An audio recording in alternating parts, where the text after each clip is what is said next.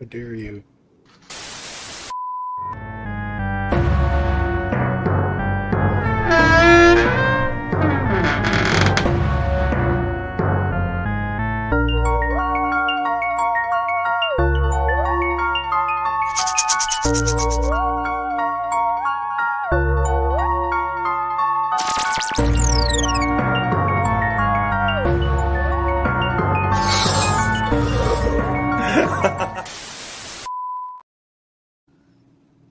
Greetings and salutations, my wonderful freaks. UncleNecRo here, and tonight in the Tomb of the Terrible, we have our regulars, our Girl Friday next to me, and down in front we have Delphine, as per usual. Hopefully, we're going to be graced by Rasty Slasher's presence in the near future. Maybe, I hope. Here's Godspeed to you, good sir. But tonight we're discussing the 2010 movie, The Final Witch. Technically was also part of the After Dark Horror Fest in 2012. So if you look it up online, you'll see those 2 years being used as far as the release dates. But to get to the synopsis, Dane, an awkward student with a deadly vendetta, leads a group of outcasts who plot to avenge the years of humiliation they faced from the popular students at Hone High School. The outcasts turn the tables on the popular students who made sport of them and prepare for a single night that will leave their tormentors scarred for life. It's a heartwarming tale, really. Always live And scarring people for life. yes. Now, there is a bit of an issue here that was brought up the last time we were supposed to do this last week, but I fell under the weather. Sorry about that. Try not to do that again.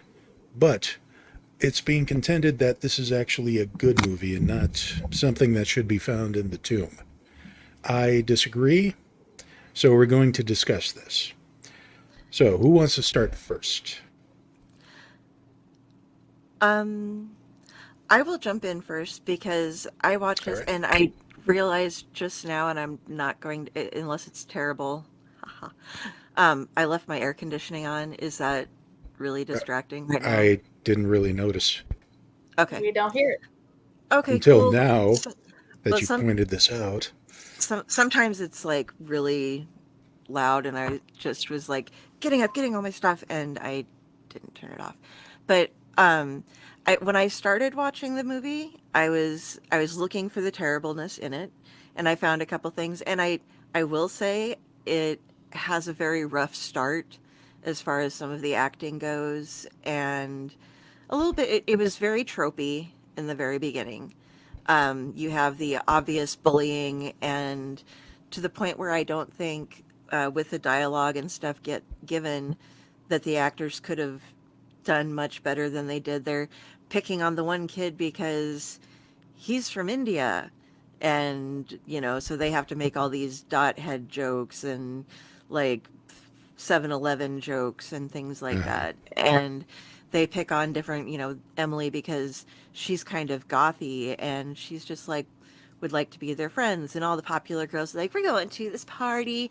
You probably didn't even get invited, did you? But we're going to be sexy biatches, and very, very overdone. All the one thing I noticed too in that was that, out of the little clique of the three popular girls, one of their names was Heather, and she has it on her wall and everything. And it just, to me, that was like a little shout out to Heather's way back in the day.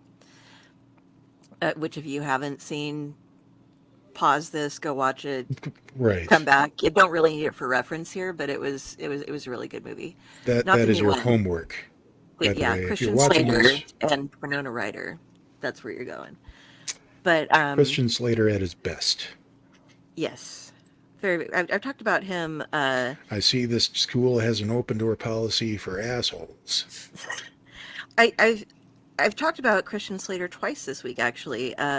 Before Nice. this, it was, we were talking about Pump Up the Volume, but just go watch everything with Christian Slater in it. You're golden. Uh, but then as the movie progressed and it gets to, we'll say there's kind of like there's the high school setup and the everybody getting ready for the party, and then once they get to the party, it's like the second half of the movie. It's not quite. I think it's a little bit more than half of it, but it's scene two, kind of thing.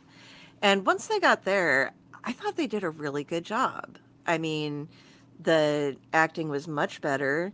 The setup, it was very awkward, but it should have been because of the way things were. It was just they basically, I guess we're kind of going full spoiler here because it came out in 2010. You know, Right. you've had time. Uh, but and it was this was put out by Lionsgate, so it's not like this is one of the really weird indie ones. But they basically Dane has this old farmhouse that he inherited, and it's all the outcasts who are throwing the party that they're all being like, you aren't going to the party, you didn't get invited, you aren't cool enough. And they're the ones who are throwing out all the invitations.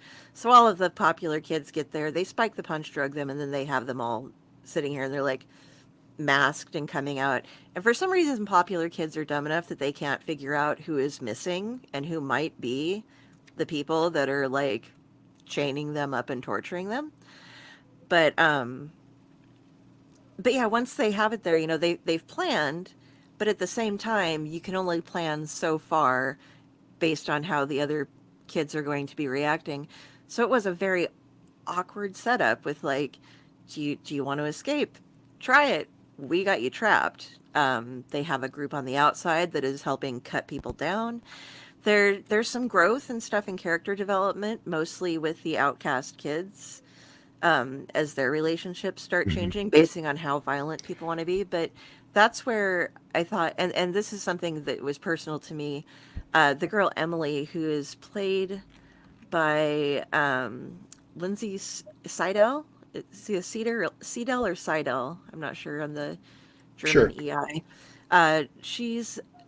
She looks in the second half of the movie so much like a cross between my sister and my niece that it seriously was bugging me every time I would Yeah. see her because it not I just kept being like, oh God, who that just looks just like a cross between my sister and my niece, and it would throw me off. She was a good actress though, but and hi. Hi, sweetie. So Did yeah, you so I actually make him watch it? I have to know. Yes? Okay. What was his reaction? oh, you can ask him. Yeah, you can Okay. ask him. Hey, Joshy, please tell us what you thought in the comments. Or come out here. It's up to you.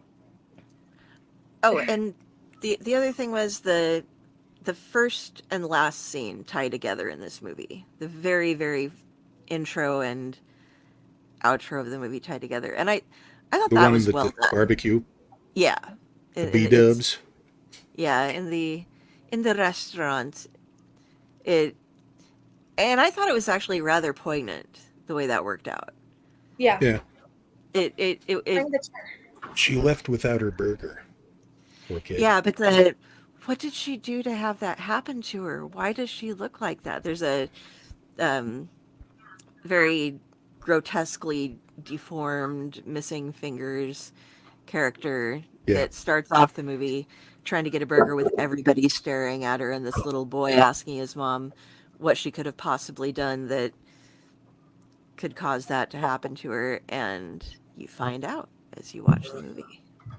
So so that was my thing. I didn't get too far into the torture stuff yet because I want to get everybody else's idea before we really dig into it, but that was why I thought it like in the beginning it wasn't great, but I really enjoyed the second half. Okay. So Yeah. Well, I will give it this. After rewatching it again just a few hours ago, we'll give it this. It was shot pretty well. The angles, the lighting, and the overall tense atmosphere that they were going for. What I didn't like was, and I wrote this down years ago when I did my initial written review, and I'm just going to read what I have. It's were they going for a dramatic and touching film on the consequences of bullying in high school? Something that's a bit more than just an after school special. Something with a pretentious and over-the-top script, ultra-hammy acting, slow pacing, and a preachiness that insults the intelligence of everyone watching. And then when they hammered out the story, someone obviously said out loud, "You know what this script needs? Torture porn. Lots and lots of torture porn." And they all said, yes, that is exactly what this movie needs. Let's break for Chinese now. So, and watching this, that was the same thing that was the same feeling I was getting all over again, because the second part, okay, first of all, and it's odd that you bring up that it's very tropey, because tvtropes.com does have its own entry for this movie, and they pointed out, and I would have forgotten it, but they pointed out, you remember that part where it looks like they're putting up webcam cameras around the place? That was supposed to be for a sequel that was like exploring the aftermath of the whole thing, but it's stuck in development hell. That didn't really go anywhere. Yeah, that confused me. Now it makes sense, because it was like, well, they obviously aren't live streaming it, because otherwise somebody would have been there before Right. it ended. But I just assumed they were using it as when the cops showed up, that was their big huzzah. Right. And also, they could have explored the abusive parents situations a little bit more than having like a couple of minutes of like either you hearing them scream in the background, or one of them just walked up to his parents, his father fixing the pickup, and he was being ignored, obviously, and saying something and then walking off. The tall, gangly one, again, really, I didn't really remember the names in this instance, because they're just, Yeah. I can't remember names of people like this. I wasn't invested, because at first, the first part, yeah, it's more like, okay, in this part, I want you to act like the girls in the actual movie Mean Girls, but go for over the top.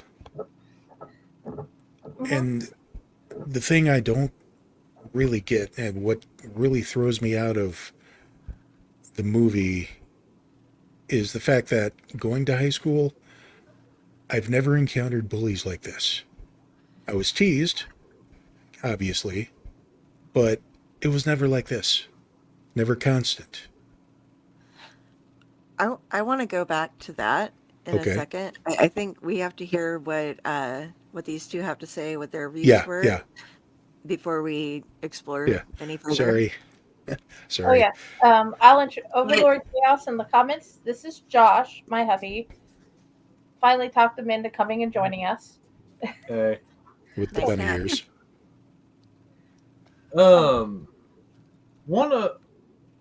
It wasn't a bad movie.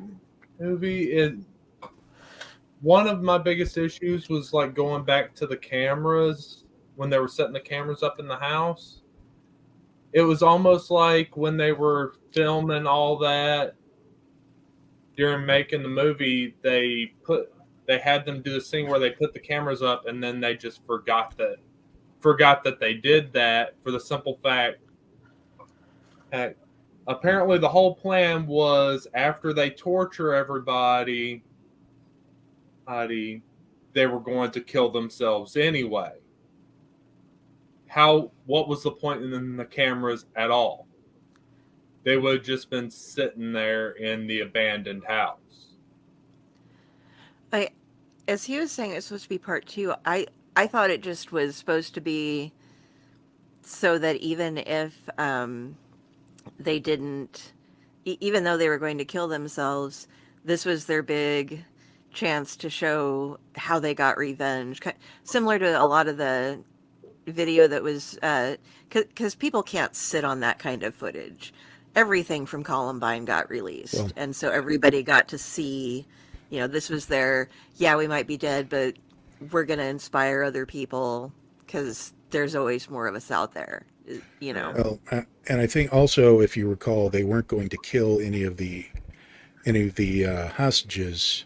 They were just going to torture them, and then kill kill themselves. So obviously there's going to be some people there to actually, when the cops show up, they're going to find the cameras and then release all this fun stuff into possibly a second movie that, again, is kind of stuck in development hell right now, from what I understand. But what I found amusing with the whole setup of the whole thing, after we go from the school, we go to the kid meeting the neighbor while he's cleaning up and setting up the traps and everything, which was kind of awkward. And we notice that this movie is going to have banjo. There is quite a bit of banjo in this movie. Yeah. Some pretty good banjo, to be honest. Right. And I the mean- obligatory rap, which apparently is by some. I looked up the performer on it during the actual scenes, but the song itself, the rap song, the first one that comes on is called VIP, and the song intrigues me. I don't know why, but yeah, you got your standard party scene, you got your standard, oh, we just drugged everybody with something in the punch. One thing that they do differently is there's one character that the outcasts like, Curtis. Curtis, who is part of, I guess technically he's that guy who he likes everybody, and he's kind to everybody regardless of who he was. Apparently he got some sort of shoe endorsement thing. So as a teenager, his character got the shoe endorsement. So he was inviting everybody to the shoot. And of course, there's this bathroom scene where the Indian, I forget, was it Ravi, yeah. Ravi had a bit of an incident in the bathroom with a couple of the bullies. They didn't want Curtis to show up at the party, but he shows up anyway. And since he's there, and I got to say, there is a scene where right before the party shows up, where the outcasts are gathered in a circle, in a little prayer circle, and goes, "Lord Jesus, please bless our night of torture for those who, tortured us in the past, and may it be yada, yada, yada." So, this is a Christian movie, in a matter of speaking. I will accept it as such. I think that was... Pause for laughter. It was a big dramatic moment for them, but it was the, give us any sign and we'll stop. But, If you want us to keep going, don't say anything. Yeah, they Okay. didn't have much chance. You would have thought that maybe when Curtis showed up, it was the, oh, there's your sign. But no, they took it as a sign as he's supposed to be here and be part of the torture. So they were just going to go with the torture anyway. So Jenny, we still haven't heard your thoughts though. Yeah. Yes. It's an ongoing conversation, and everybody has thoughts. So does Anna. Thoughts. Yes. Good point, Sonata. Yes. Anyway, yeah, it was very tropey in the bullying scenes, but with it being a Lionsgate movie, I was kind of surprised it ended up on the list because it was pretty well shot in more than most of the bad movies I watched, and the bullying was just so over tropey. That was like one of the things that even like the dad who said nothing, he was just straight out racist as well. So that coupled with the random prayer scene, that one I actually didn't expect to have the actual prayer scene. Please say something now. And since nothing got said then, they just went on with it. not thinking that, yeah, Curtis could be the sign, but they had gotten so far into it, they just were like, okay, full speed ahead. I think it was one of those things, probably mostly just for the ones who were all about it to give the others the idea, at least, or the feeling that, look, we're giving them one last chance. We're letting God dictate what we do. You Uh-huh. know, if something happens, it's God's will if he doesn't stop us right now. For the couples, because not all of them were, they were all into doling out punishment and getting revenge, but they Uh-huh. weren't all as hardcore about it as some of the others were. Well, yeah, it's all the different points of view, but I can also understand why, with all that was shown and what might have happened in the past, why they'd be like all for what they did during the scenes. I got bullied quite a lot from like kindergarten up until like sixth grade. And I found out that every school has that one kid that gets bullied most. That was me. So yeah, uh, you too. That's probably why we're good friends. Uh, Well, with but the last name of Case, you know. well, mine was my height. I get called lurch, gorilla, um, all types of stuff. But either way, I read but too much. well, I kept getting sent to the psychiatric ward. Oh, counselor for and me. yeah. Oh, and Tourette syndrome, by the way. Hmm, that's no fun. Physical manifestations at 12. Yeah, it was fun being in a country high school with, he was a year ahead of me. And Uh-huh, so we were both the metalhead kids, uh-huh. and we read books on Ooh. purpose that weren't school books. And yeah, we were the creepy kids. So they turned Wheels on the School Bus Go Round and Round. They turned that into a special Ginny song. All the Ginnies on the school bus read, read, read, read, read, read. I got my own song out of it, except it wasn't that bad, so I didn't really care. But yeah, that's how far they went with my reading. So yeah, Wow. You keep reading those words. Ooh. yeah, You're it, stuck in a perpetual Bill Hicks mhm. Fitbit. Yeah, it's a perpetual lot of things. But yeah, I get why they would want to do something. There had been days where I wanted to do more than I allowed myself to do, Mm. but not as far as cutting off uh, appendages. I've never went that Yeah. far, or Yeah, randomly wanting to knock them on their ass, but not like putting them in a room and cutting things off.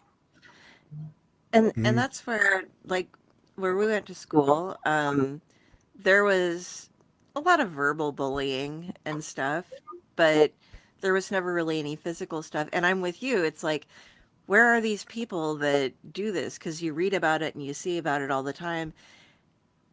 But I have seen instances where that's the case. Haha. Mm. They But have, like, my one of my family members went to school, and there was a 13-year-old who was pregnant, and they busted her head through a window in the library because she had gotten pregnant due to sleeping with another girl's boyfriend. And so they took a 13-year-old's head and shoved it through a window. They were throwing people downstairs on a regular basis, shredding their belongings, like, the police were at the school for protection, and they didn't press charges on the kids, but they were, like, physically assaulting each other on the regs. Like, this was something happening in Nebraska. And so that level of bullying does occur. I yeah, think we were actually quite lucky that in our small school, it just, nobody was really that violent. Nobody felt that driven to, it was like, We'll just throw out the words because that's enough. We don't need to physically assault anyone. It only took like 3 fights for the other kids to realize I can fight, because my principal kept like yelling at my mom one day, "She is a little girl. She shouldn't be fighting like that." And then he just says, "Old fart, she is a little girl. Why didn't you do anything about the bullying when you were told?" So about 3 fights there, then I changed schools, and then 2 fights from there, and then it stopped. But whenever I changed to his school, everybody just sort of decided, okay, we're not going to touch her, which turned out to be a good thing. That's good. But Mine was mostly verbal, and there were a few shoving incidences, but nothing as severe as having my head go through plate glass windows.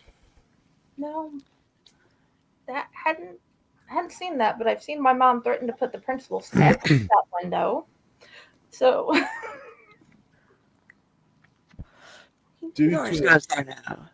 due to a bullying incident when I was a kid, I wound up damaging a bus window with the bully's head. Mm-hmm.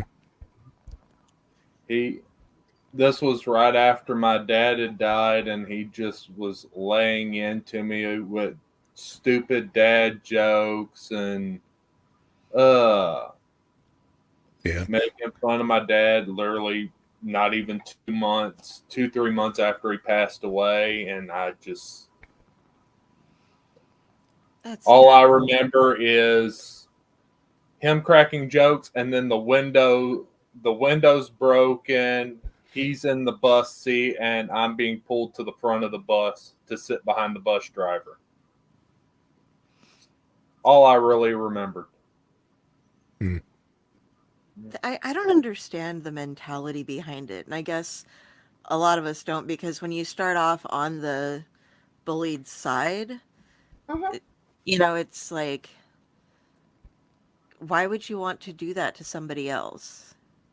Until you hit the point where it comes to like the revenge on like, all you've done my whole life is hurt me or us, or and you bond together. We had basically the library book club where you'd see a lot of us that read the same books and stuff would meet up in the library and just kind of like trade ideas on books. And it wasn't really a club or any officially, but you'd see the names of the same books that you were checking out on the library card.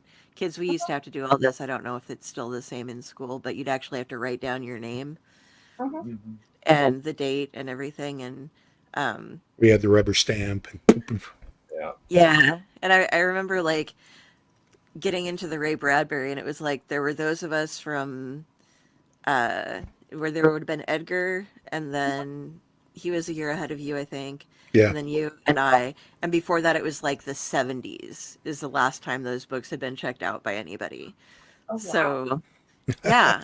Like, it was crazy. But you'd see, like, all the same people from the 70s checked out the same books that we did. I wish I would have thought to have written that down. Like, it could have been a really cool show in the future to be like, oh, this was the old library club, and this is like the new one. Like, we all hang out and read the same books. That sounds like a PBS series for adolescents. It's almost like we've made our own right now, because we have all of each other's stuff, and then we've had Kurt Lawson's and Joshua Rex's and Stephen Sampson. And I was thinking about that newer author that I couldn't remember his name. We were just talking about him and his Andre? Yeah, Andre. Yeah, we started our own little club, and it's the right now one for us adults. Those that remember. Okay, so back to the movie. Yep. We are talking about a movie. I would scroll out, but I have a Hinata on. Oh, she's like, okay, I'll get on so I can get Red Oscar. Oh, look at me. I'm so adorable. Yes, we love Sonata. So yeah, that when they do go in for that revenge, though, they're Is she a Moonlight Sonata? no My apologies. We Hinata, still love you. Hinata Hime, princess. Um, yeah, they get rather. It's interesting the way they chain everybody up, and then everybody's like, "Why do you have us? We have the right to know why we're here. You can't do this to us. What have you done?" And the guy comes out, Dane, it is who it is that Mhm. comes out in the mask, right? Well, they all have masks on of some sort, but they have the voice changing technology, and it's like, you who have tortured us shall feel your pain. It Return looks to like you. it looks like they did their shopping at the Halloween, or Oh, one of the knockoffs that they're in. And I wanted to say that it's not really a party until the chains come out. Chips, dips, chains, whips. A party. uh-huh. Yeah, but I thought it was pretty good costuming for, I mean, like everybody Yeah, else is doing the like, we're dressed up like tarts and we're dressed up like, oh, just, your usual frat party, I guess, kind of level of costuming you from got the all Navy of, guy. yeah, from all the bully people. And then the bullies, though, they had some pretty damn nice costumes going in. And the one thing that did bug me through that whole thing was that nobody figured out who they were. Nobody questioned them at all. And it's one thing for the people that were fully covered up and stuff, but the Emily character, she has her, you can see her hair, you can see most of her face, and nobody knew who she was. Apparently, that might have been a reference to nobody paid enough attention to her to recognize her, Perhaps. because in school she wore her hair down, covered half of her face, and was very hidden from people. But The ringleader guy. I think it was the point where he was talking with that football player that he ended up severing the spine of. And there was the back and forth of, why don't you show me your face? And I'm like, at that point, aside from it, from the back and forth being really, really hammy and really out there, especially with the kid with the mask. And again, I can't remember the name. Neither did I bother to make a notation to write it down because these are archetypes, not actual characters that I got invested in. It is what it is. Mhm. But in in that moment, I would have said, "Really, you don't recognize the hair? You know? All right, fine. Here I am. Boo." I would have done it that way. At least a little bit of levity, but then again, I guess I'm kind of a different writer than Yes. so. mhm. You would have made the dialogue a lot more interesting. Oh yeah, I did enjoy, even though, yeah, it was really bad because that little back and forth bit with the, you're a coward. You're calling me a coward. mm, And he's quoting back at him direct lines with like, "I'm doing it because I can beat you," which is exactly what the bully had told him earlier in the movie. Why are you beating me up? Because I can. Because you can't fight back. Because you aren't strong enough to take me on. And obviously, it means it reaches the point then, and with the father ignoring the kid when he's under the car, as he's telling him basically like, "Well, Dad, I'm gonna go out, and you're never gonna see me again. I think you'll be proud. I don't know, but yeah, just wanted to let you know, hey." Um, but it was, they were able to bully, and then it was so easy for them to do that they didn't even think about it after they would get done doing it. At the um, photo shoot for Curtis's commercial, he was an actor. He didn't actually get an endorsement. He was just an actor who got a part on the shoe commercial. He'd asked the Outcast to come and videotape it because Robbie had this new camera, and that's what it got broken in the bathroom because the football players came in and just made fun of him and stole his stuff and crushed it and destroyed it and beat up some of the other people that were trying to defend him.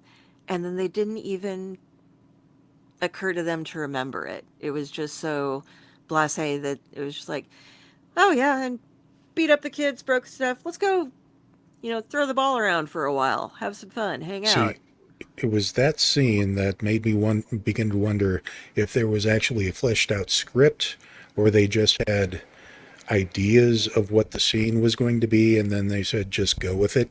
Here's your motivation. I would be along that lines because I've read a lot. Well, Dell's probably figured this out. I've read a lot of werewolf books with the pack mentality and whatever. Mhm. And just like Elizabeth Briggs, a lot of the same things happened in one of her stories. But the bullies thought about it. They had reasons why they were mad about it. They had reasons why they bullied about it. And they remembered what they said and why they did it.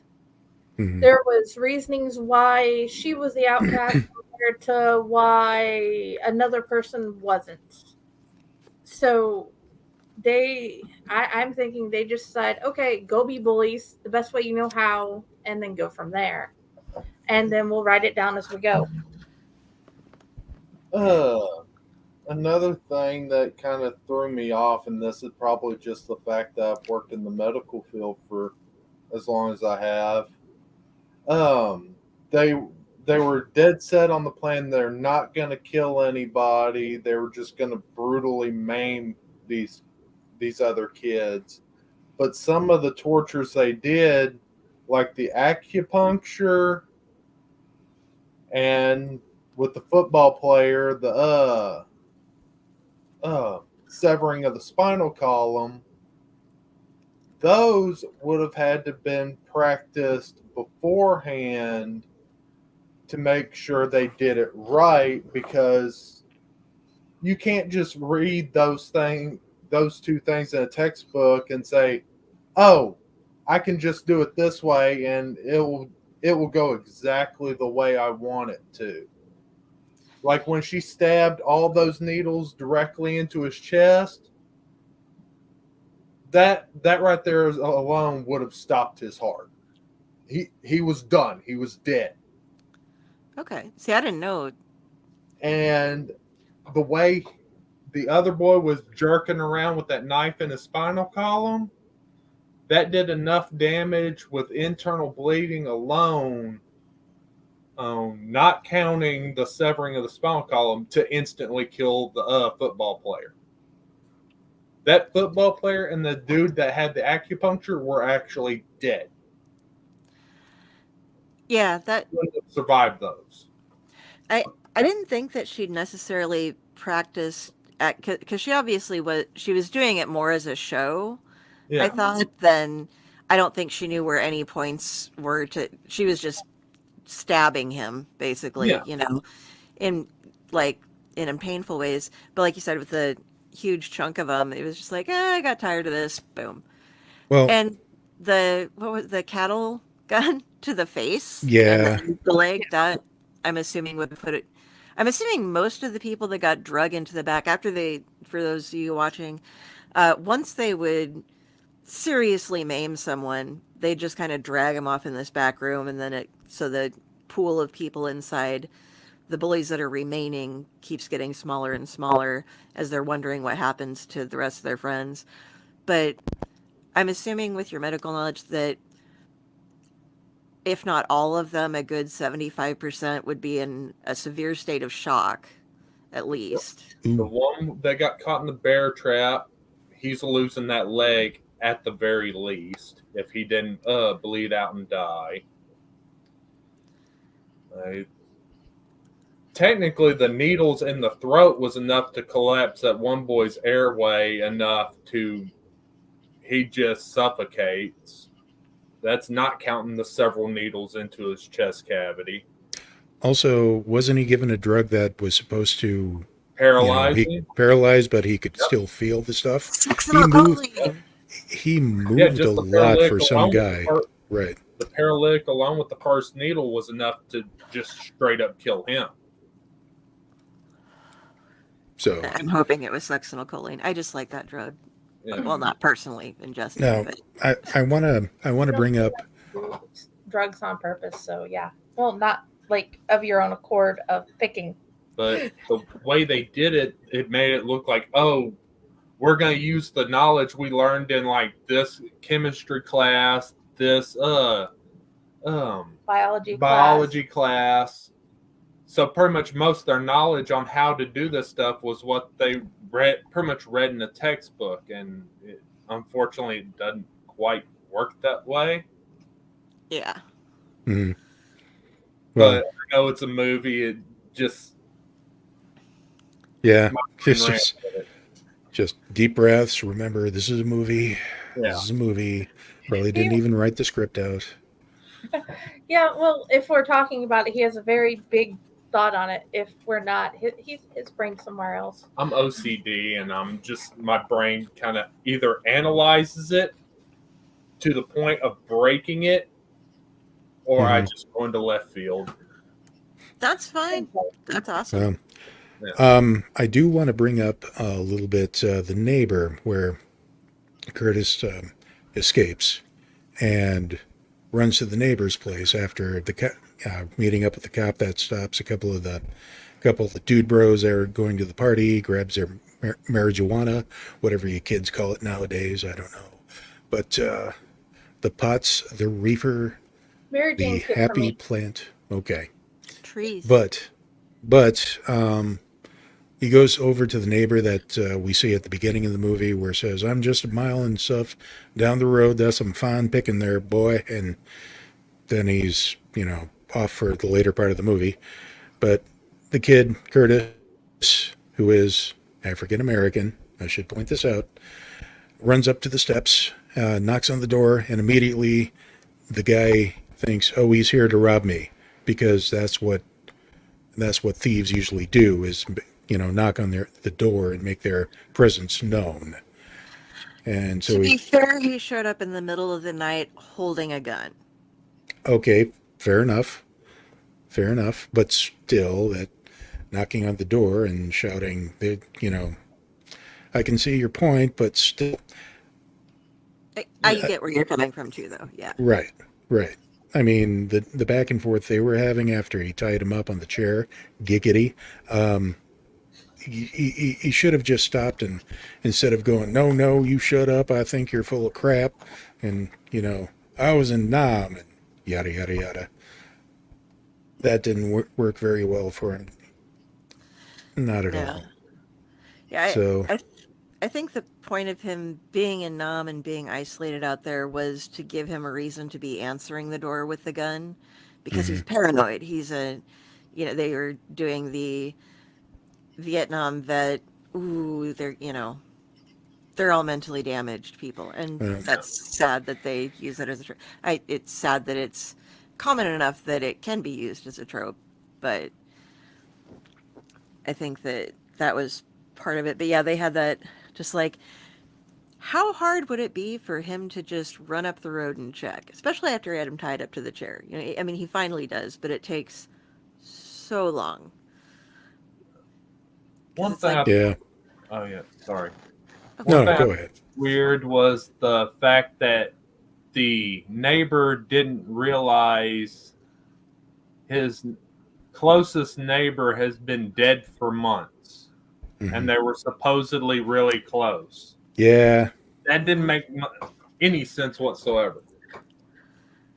Oh, he died? Oh, okay. It was like several months prior, supposedly. So he hasn't been getting the checks we've been sending him? Okay. Yeah. The thousands of dollars we've been sending him every week? Oh. So. Wondered why that didn't get deducted from the account. I thought he was waiting up to whammy me. So here's the big question. Am I wrong? Is this supposed to be in the Tomb of the Terrible, or does it have its own special, unique place amongst all the other terrible movies that we are going to be getting to in this near future? Where I'm going to come from at this is that, pardon me just a second. is that we've started off. We've had Moose and Killer Sofa and Lamageddon, and Oh, those Lamageddon. those were all definitely hardcore B movies that had hilarious moments of just either so bad or written so well to be bad kind of thing that went through them, that it gave us a chance to have a sense of humor about the movie. And this was more of, it had a big budget. It was put out by a reputable film company, and it wasn't as good as it could have been. It was kind of a bad regular release of a movie. So I'm saying it's not the best movie I've ever seen. I did think it had some good points though, and it had a decent enough thing behind it. I think it's a different kind of a I mean, I I think that we should be going, and you guys let us know what you think as well. Um, but I think the Tomb of the Terrible was initially we were working on doing all of these just, like coming up with like things like more Velocipaster and like when we did Mandy the Haunted Doll and things like that. When you and I were doing those before, um, going with that flavor of things instead of just a movie that was probably a decent idea but didn't really turn out as well as it could have, particularly with the budget and stuff that it had. It just kind of flopped on its execution, I Mhm. guess. Okay. Uh, You Friday. guys, Okay, so I can see why you would consider it part of Tomb of the Terrible. I can see the bad points, but as I am like the newer, well, probably the newest member to this friend group, and I've just brought him along because he's husband. Uh, he hasn't had a choice. Um, I wasn't sure what the definition was because you guys have given me things that were written to be a B movie but filmed better than this. You guys have given me like a movie of, okay, this is just, why do you need to play with your tongues like that for 15 minutes? Bad. So It only I can, felt like 15 minutes. yeah, it's probably more like 2 or 3, but you get the idea. Hour and a half. And But this yeah, movie's only an hour. How do they do it? time dilation. but yeah, that is the It's thing. bigger on the inside. I don't know how. So I'm learning what your definition is. That's why I said you give me the list and I'll watch it and we'll talk about it because I am still trying to figure out what your definition is, which is Okay. not the what I was expecting. I would say my definition of what terrible is kind of fluid because we got the obvious Lamageddon type terrible stuff like Birdemic, and we'll get to Birdemic, and it's 2 sequels. Oh, There's okay. a Birdemic 2 and a Birdemic 3 out there. Oh, it's joyous. But He has a plan for us. Yes. there's also something like in 2000 there was a movie that was released to theaters, and this starred Winona Ryder.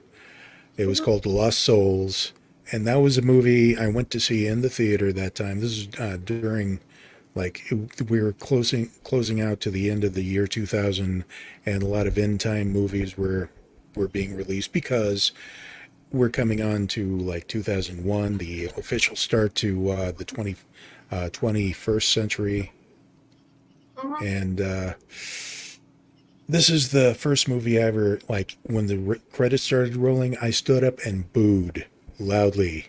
And I was sitting way in the back, and other people joined in with me, where it was gorgeously, gorgeously shot. Almost so much that it's like every shot has to be that cheesecake shot. Like slow motion here, and then close up here, and then dramatic dramatic music for the, I just opened up the refrigerator, dun dun dun, that kind of thing, and it just was just a waste. And I would consider that, and also the final, to be something like a bad good movie, because it is shot pretty well. The acting is way over the top. I'm thinking they had a pretty good idea of what they wanted to make, but it didn't stick the landing. Didn't even come close to sticking the landing. And Well, that is what makes this terrible.